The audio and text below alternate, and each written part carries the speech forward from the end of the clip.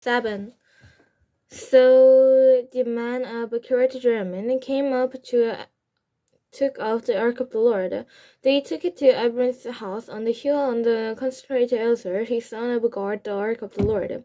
It was a long time, 20 years in all, that the ark remained at Kiriath-jearim, and all the people of Israel mourned and sought for after the Lord.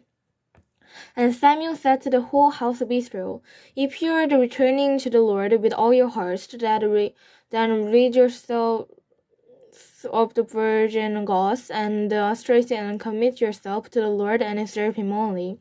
And he will deliver you out of the land of the Philistines. So the Lord Israel put away their vows and Ashtoreths, and served the Lord only. Then Samuel said, Assemble all Israel at Mizpah, and I will intercede with the Lord for you. When they had assembled at Mizpah, they drew water and poured it out before the Lord. On that day they fasted, and there they confessed, We have sinned against the Lord. And Samuel was the leader of Israel at Mizpah. When the Philistines heard that Israel had assembled at Mizpah, the rulers of the Philistines came up to attack them. And when the Israelites heard of it, they were afraid because of the Philistines. They said to Samuel, Do not stop crying out to the Lord our God for us, that he may rescue us from the hand of the Philistines. Then Samuel took a sucking lamb and offered it up as a whole burnt offering to the Lord. He cried out to the Lord on Israel's behalf, and the Lord answered him. While Samuel was sacrificing the burnt offering, the Philistines drew near to engage Israel in battle. But that day the Lord thundered with loud thunders against the Philistines and drew them into such a panic that they were routed before the Israelites. The men of Israel rushed out of Mizpah and purged the Philistines, slaughtering them along the way to the point below Beth-kar.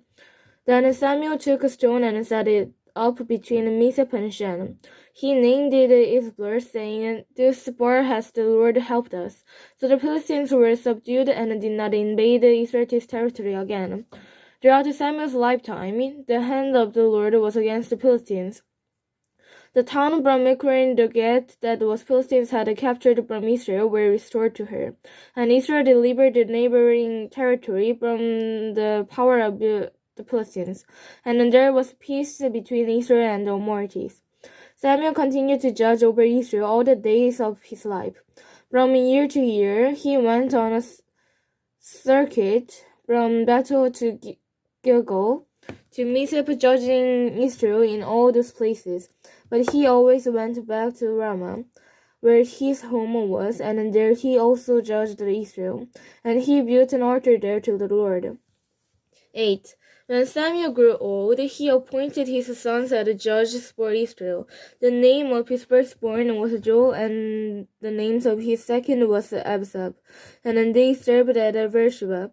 But his sons did not walk all his way. They turned aside after dishonest gain and accepted bribes and prevented justice. So all the elders of Israel gathered together and came to Samuel at Ramah. They said to him, You are old, and your sons do not walk in your ways.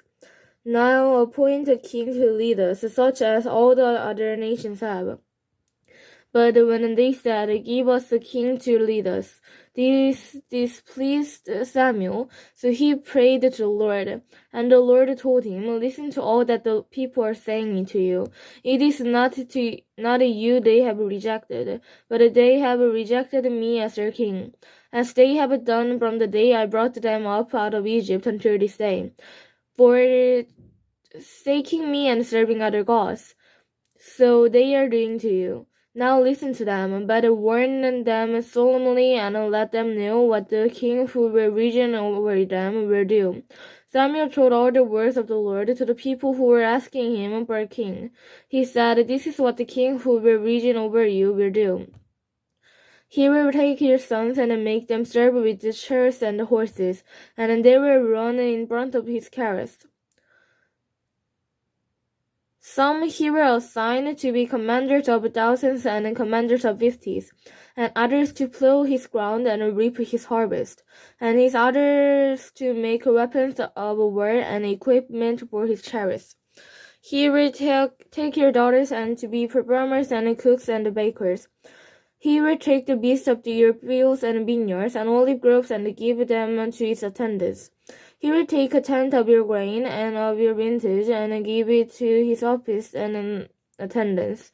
Your manservants and maidservants and the best of your cattle and donkeys he will take for his own use.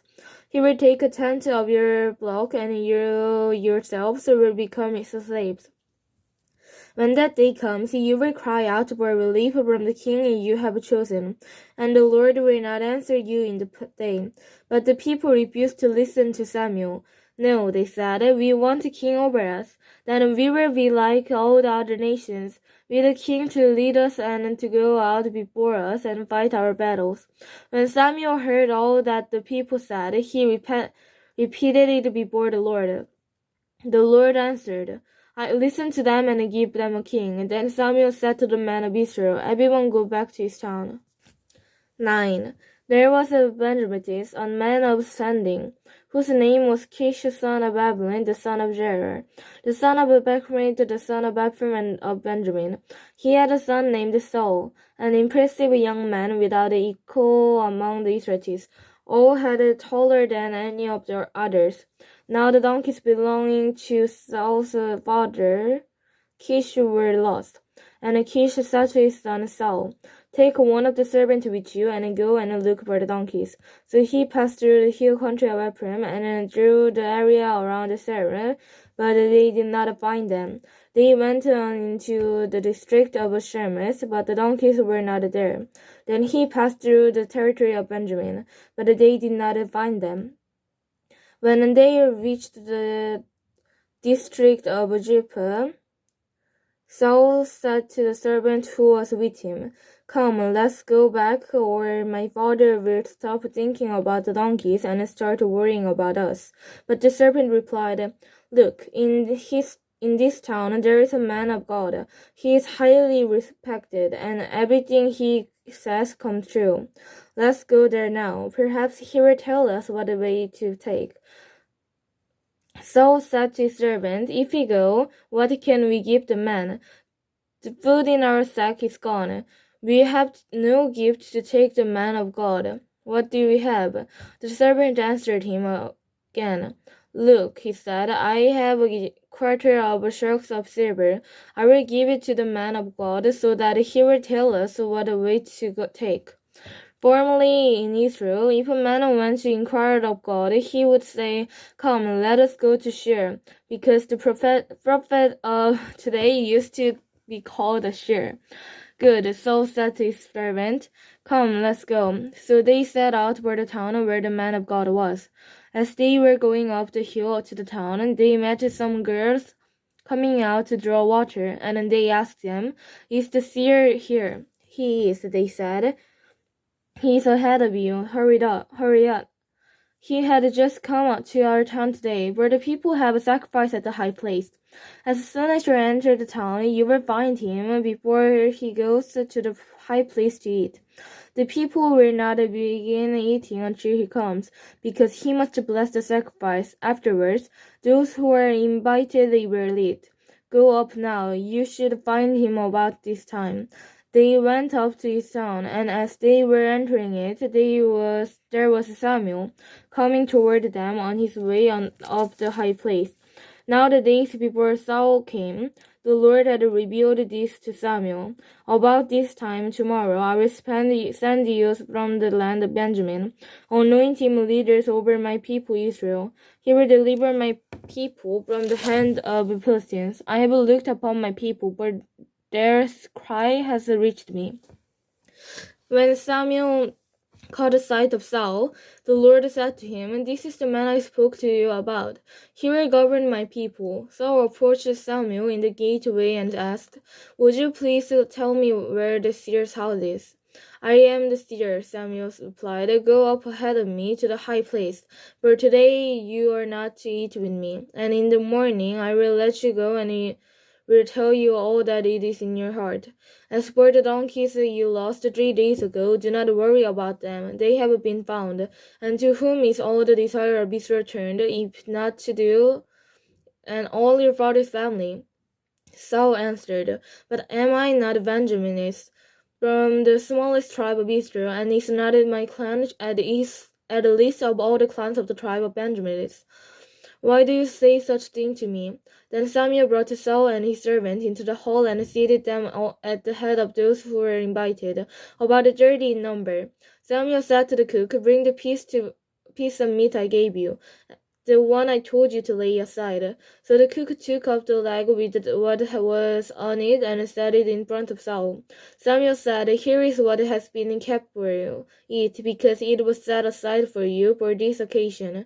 From the time I said, I have invited a guest, and Saul denied Samuel that day. After they came down from the high place to the town, Samuel talked with Saul on the roof of his house. They rose about daybreak, and Samuel called to Saul on the roof, Get ready, and I will send you on your way. When Saul got ready, he and Samuel went outside together. As they were going down to the edge of the town, Samuel said to Saul, Tell the servant to go on ahead of us, and the servant did so. But you stay here a while, so that I may give you a message from God.